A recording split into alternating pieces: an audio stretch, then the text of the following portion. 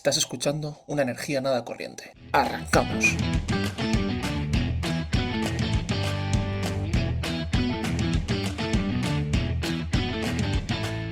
Hoy traigo un tema que la verdad tengo que decir que lo conocí estando allá durante el máster y por la colaboración que tuve con el equipo de Azalea. Si alguno de ellos nos escucha, pues un saludo.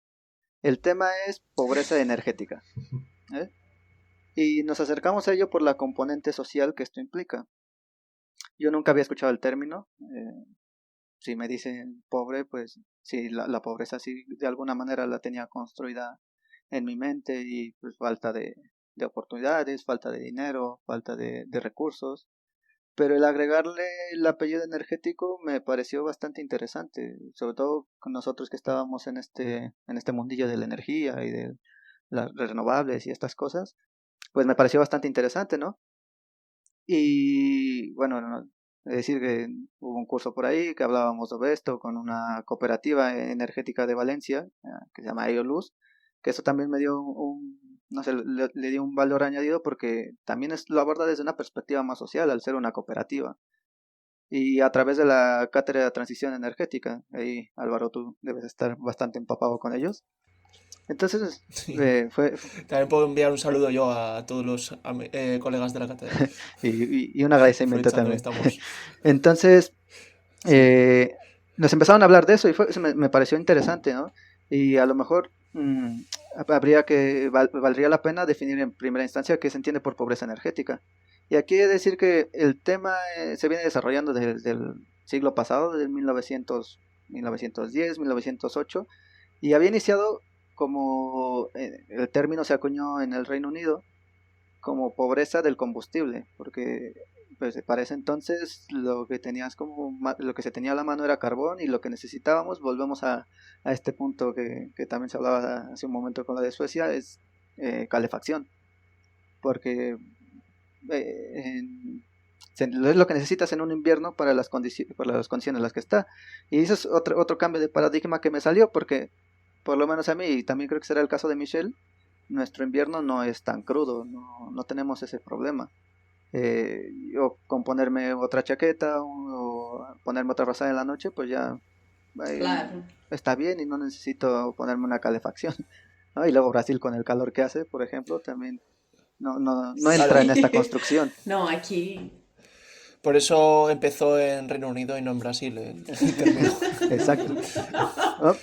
Y luego más Ahí tienen un poco adelante más de se frío. hace otra más adelante se hace otra definición también del Reino Unido que toca otros puntos más interesantes, no tener fondos para tener los niveles básicos de energía, para proporcionar calefacción, nuevamente poniéndola en primera instancia, iluminación, cocina y electrodomésticos. Esto me gustaría mencionar de quién es, desde la doctora Brenda Borman. Lo define de esta manera, ¿no? Y va avanzando y en los últimos años, en la última década, le empiezan a dar como un mayor impulso, sobre todo en Europa. De nuevo, debe ser por lo mismo de las condiciones de energía y las condiciones de vida y las climatológicas, desde luego, que se les empieza a dar un nuevo impulso. Y se sigue estudiando y se reconoce ya de otra manera unas diferencias en necesidades específicas y también ya se empiezan a tocar temas como vulnerabilidad de determinados colectivos, una injusticia como acceso desigual a la información y a la participación real en procesos de toma de decisión. Y esto porque parece interesante y también es importante abordarlo desde esta perspectiva, porque a veces la pobreza no solamente viene dada por el hecho de que no tengas recursos, ¿no? A veces la forma en la que está conformado el sistema también te impide acceder a esos recursos. Y lo veíamos en el caso de España, y bueno, tengo que hablar de allá porque los casos que se analizaron fueron de ahí, de Valencia, y de cómo está el sistema eléctrico y de cómo cómo se produce y se vende la energía. A veces el hecho de tener que pagar más era simplemente porque tenías mal contratado el servicio. Y eso a veces no lo tomas en cuenta, no lo toma en cuenta Sí. el sistema, ¿no? Porque pues, también hay una gran inercia y las empresas que venden pues es lo que quieren hacer, sacar beneficios. Sí, es lo primero que cuando alguien va a revisar te hace una auditoría energética y van a ver cómo estás gastando el dinero en energía, lo primero que se puede hacer es revisar la factura de la luz que normalmente estás contratando más potencia a la que necesitas y además puedes hacerte con una factura horaria, una tarifa horaria y aprovecharte de las horas valle y reducir tu factura. Claro, y ahí tiene que mucho que ver la legislación y cómo lo están haciendo. Y algo que me pareció también interesante por lo menos de España, era que hay gente que no puede pagarlo y va a los servicios del Estado y les ayudan a pagar las facturas. Pero ojo, que a veces esas facturas tienen ese problema, que están mal contratadas.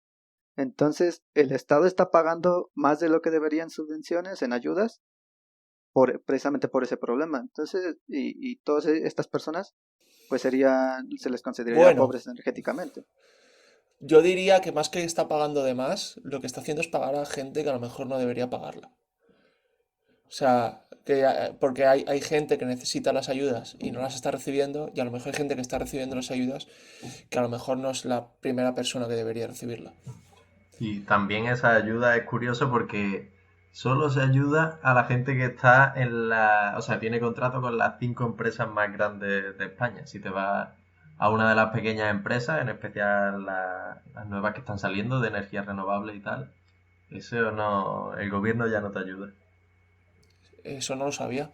Se supone que tienes la tarifa, el PVPC, el precio, no me acuerdo de las siglas. Sí, puedes entrar con cualquiera de las dos. Bueno, también nos hablaron de eso, ¿no? Porque también era importante verlo ahí, desde cómo ofrecer soluciones. Y pues sí, tenías que ver con quién te ibas a contratar y en qué esquema te ibas a contratar. Pero ahí lo que va de fondo es el hecho de que también debe tomar en cuenta el mercado eléctrico, por ejemplo, en este caso. Y continuando un poco con de dónde venía todo esto, que la Unión Europea ya la toma como el concepto y lo retoma, pero solo pone el dedo sobre la llaga en los recursos ineficientes. Solamente toma en cuenta que tienes pobreza energética si no puedes pagarlo, ¿no? Es como el centro de esta definición. Y al respecto, bueno, me gustaría ya dar una de las definiciones y que más nos llamó la atención a todos, porque ya la toma desde más perspectivas, y es de hecho de una doctora de la Politécnica de Valencia, hay que mencionarlo, que es Victoria Pellicer, y ya no lo define tanto como una pobreza, sino como una vulnerabilidad, la vulnerabilidad energética, pues que no es tener una vida digna, que es parte de la injusticia social, y que tiene sus causas en el propio modelo energético, que es de lo que hablábamos, en el contexto estructural, y que si en verdad queremos combatirla debe ser desde un enfoque más holístico y multidimensional. Y bueno, nos preguntaríamos, o yo me preguntaba también, eh, ¿qué con la pobreza energética? Si puede ser que ya diciendo que seas pobre o que haya gente que se considere dentro de la pobreza, pues ya tendríamos que ayudarlos, ¿no? Pero esto también tiene consecuencias directas y que repercuten en varios puntos. Puede ser la salud física, porque sobre todo en países del norte donde hace frío, pues donde tienes un invierno frío, si estás en la noche y te está pegando todo el frío, te vas a enfermar, vas a tener problemas respiratorios, en la salud mental, de que no puedas Sí. estar bien, de que sepas que no puedes pagar tus cuentas, en las relaciones sociales, el hecho de que pues, no puedo invitar a la gente a mi casa o no puede convivir conmigo, si eres una persona mayor, mis nietos no pueden venir aquí porque no están Y la cómodos. vergüenza, el no reconocerlo. Eso también era, esta parte también es la siguiente, ¿no? Que oye, yo no quiero sentirme pobre, ¿no? Yo no soy pobre y también el impacto que tiene a nivel de decir, ay, no puedo pagar mis facturas, ¿no? Este tipo de cosas.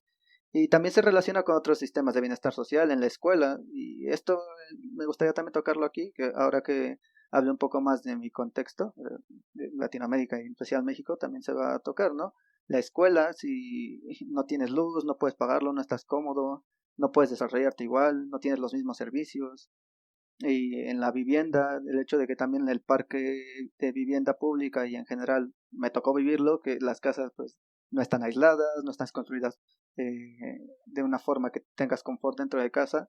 Y eso ahora también nos viene mucho a la mente, quizás hace unos años no tanto, pero este año con el hecho de pasar tanto tiempo en la casa podemos notarlo.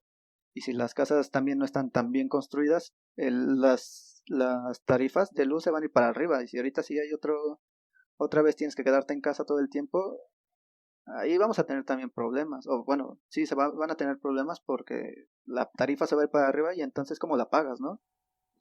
Y bueno, Sí, en invierno, si tenemos que estar confinados en lugar de en marzo o abril, que son meses agradables, tenemos que estar confinados en diciembre y en enero, prepárate. sí, luego a Sí. ver qué pagas o pagas la luz o comes o a ver qué dejas de pagar, ¿no?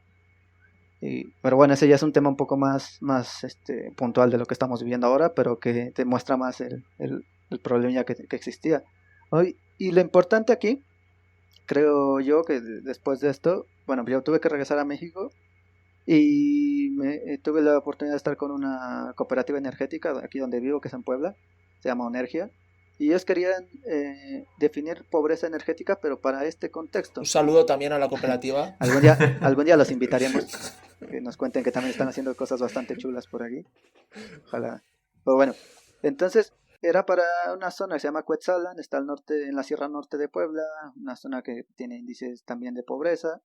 Y tuvimos ahí un debate y la cosa era, bueno, pero ¿para qué la estamos definiendo, no? Y algo que se decía aquí es que las palabras son importantes y cómo lo definamos es importante porque configura los significados y los sobreentendidos. Y sobre todo porque nos señalan a los lugares donde debemos mirar.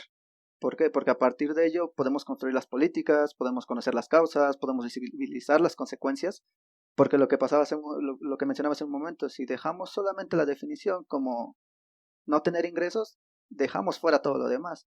Entonces, si en verdad queremos ayudar a erradicar estas situaciones, pues habría que adaptarlo, ¿no? O que tomar en cuenta todas las cosas que conllevan a este concepto, que puede ser la ubicación geográfica, que la energía sea muy elevada, a lo mejor pues sí tienes trabajo y pues tendrías la oportunidad de pagarlo, pero el precio de la luz se vuelve muy alto, o por el contrario tienes bajos ingresos y no lo puedes pagar, o tienes unas condiciones de vida que no son las adecuadas. Entonces todo esto debería llevarnos a mirar un poco más qué es la pobreza energética.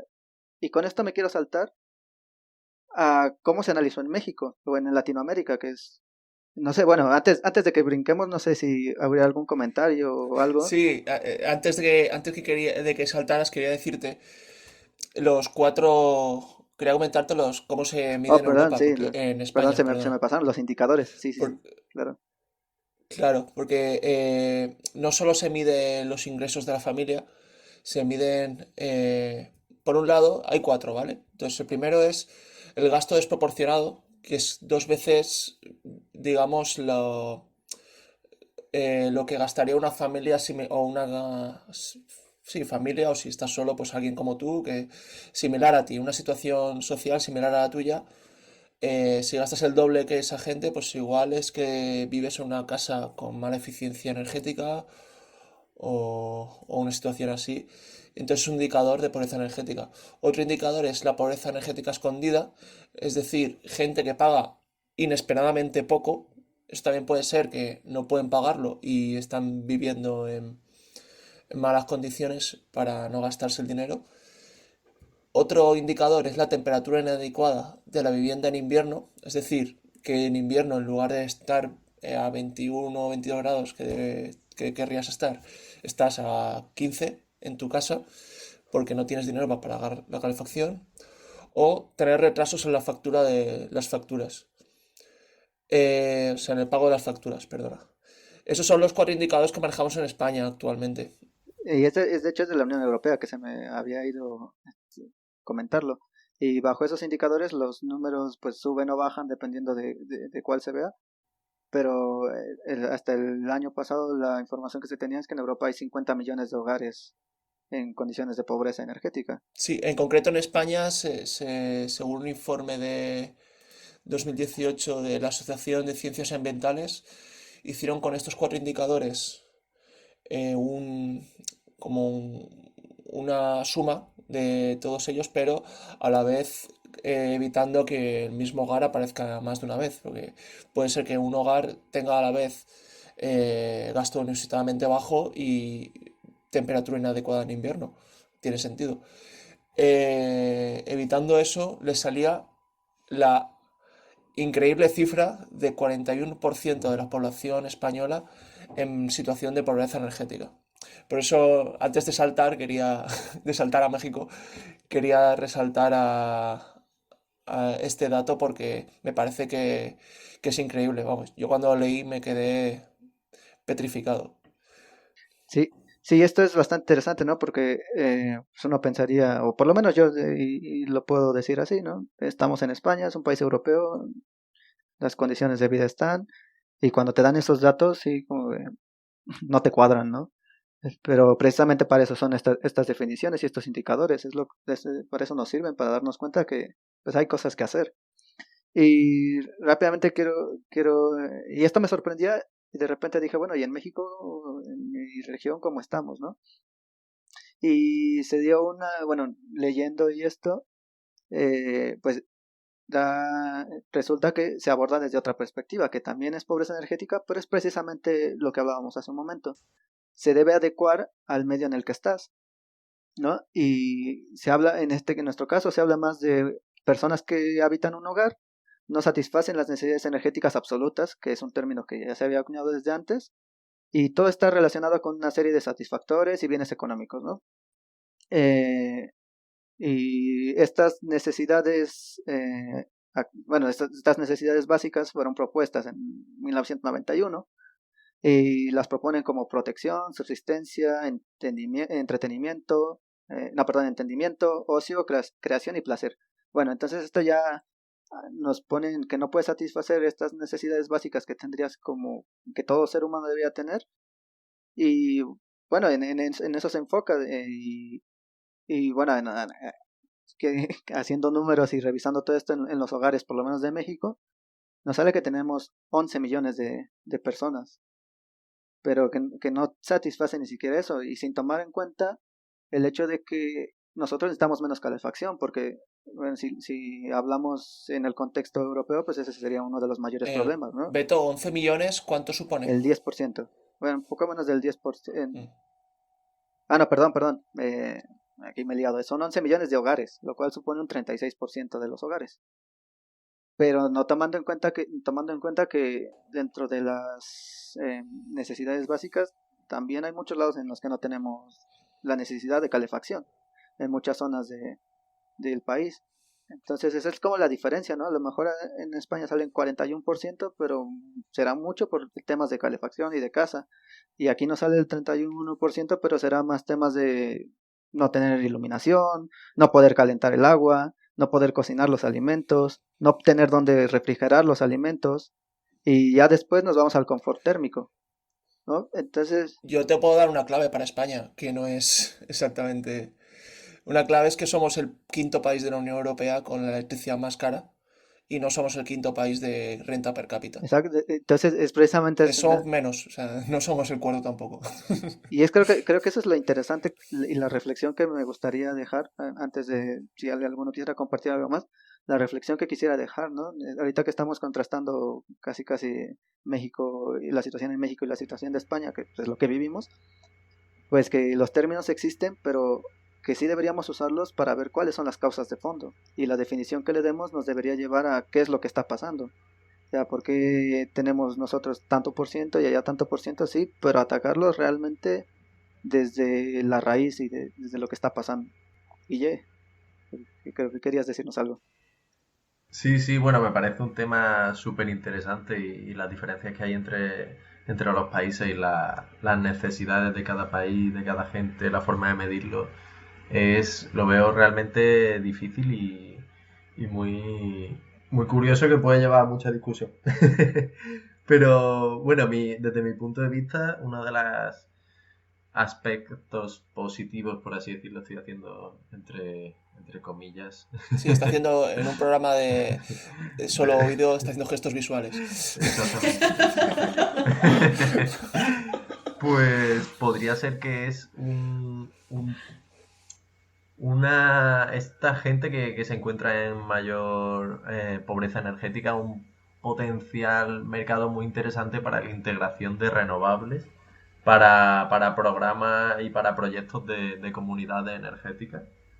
Y también para iniciar también un poco de más de inversión y ponernos en marcha con la eficiencia energética en los edificios, que es clave y yo creo que cada vez más países se están dando cuenta. Y esta gente que vive en pobreza energética es un foco muy interesante donde aplicar estos proyectos. Claro. De hecho, en Valencia sí estaba trabajando con ellos. De hecho, eso es lo que decían, lo que trabajaba la cooperativa. Pero, Michelle, que te he cortado.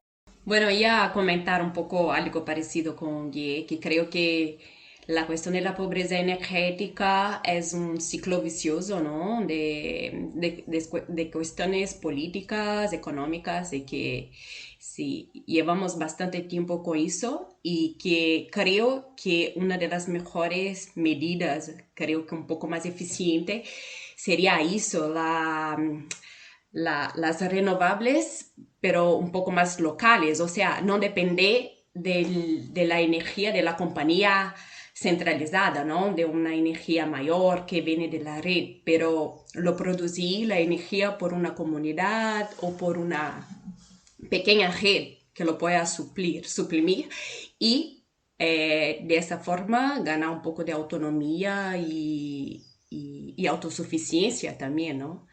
O sea, la inversión de las renovables locales, más que depender de las grandes compañías. Bueno, Álvaro, ¿quieres hablar algo?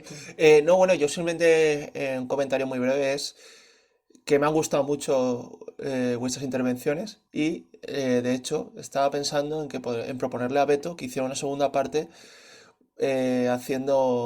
proponiendo medidas para resolver la Ah, pobreza claro. energética. Sí, de hecho, ahora que lo mencionas, pues precisamente nos dan como una serie bueno, nos comentaron una serie de acciones que se pueden hacer y ahora porque el pedacito era muy corto, pero sí que se puede hacer porque son acciones muy Pero yo sencillas. creo que otro día sería interesante hablar de Sí, sí, eso. sí, con gusto. Son acciones muy sencillas, a veces muy sencillas, que puedes hacer con materiales en tu casa para temas de aislamiento, de eficiencia, de revisar las facturas y estas cosas, pero sí que se pueden extrapolar a otros lados. Eso sí, yo lo veo bastante bien. Yo solo quería comentar que en Polonia encontré un dato que tenemos 12,2% de pobreza energética. No sé de cómo se lo calcula exactamente, pero supongo que tal como en Unión Europea. Pero los... No creas, ¿eh? Normalmente hasta ahora se está midiendo cada uno de estos indicadores por separado. Ah, Este vale. 41% que te digo de España Ujú, es a la hora de combinarlos. Pero ujú, si ujú. coges cada uno por separado, va de un 8 al 18%, no es tan grande. Sí, pero ¿sabes cómo esto se acaba con frecuencia en Polonia? Es que si casa tiene caldera o para meter carbón dentro, se compra una familia que no tiene dinero, pues compra carbón de muy baja calidad. Y bueno, si no tiene dinero para comprar carbón, pues mete plástico o otras cosas como neumáticos, cosas así, dentro de esa caldera para calentar la casa, ¿no? Y eso es realmente el problema en Polonia. Porque tenemos contaminación del aire en el sur y smog y todo eso, y es un problema muy, muy, muy grave. Sí, los problemas asociados que trae utilizar una tecnología u otra, pues los comentamos hace un rato, ¿no? Entonces ya concluyendo, pues saber que existen los términos es importante, pero también utilizarlos para lo mejor que sería atacar los problemas y verlos de fondo, no solo como el hecho de no tener dinero, sino todo el problema que eso conlleva. Muchas gracias por escuchar Una Energía Nada Corriente. Suscríbete a nuestro podcast y síguenos en redes sociales. Somos Una Energía Nada Corriente tanto en Facebook, Twitter como Instagram. O puedes escribirnos directamente a nuestro correo electrónico unaenergianadacorriente@outlook.com. Hasta la próxima.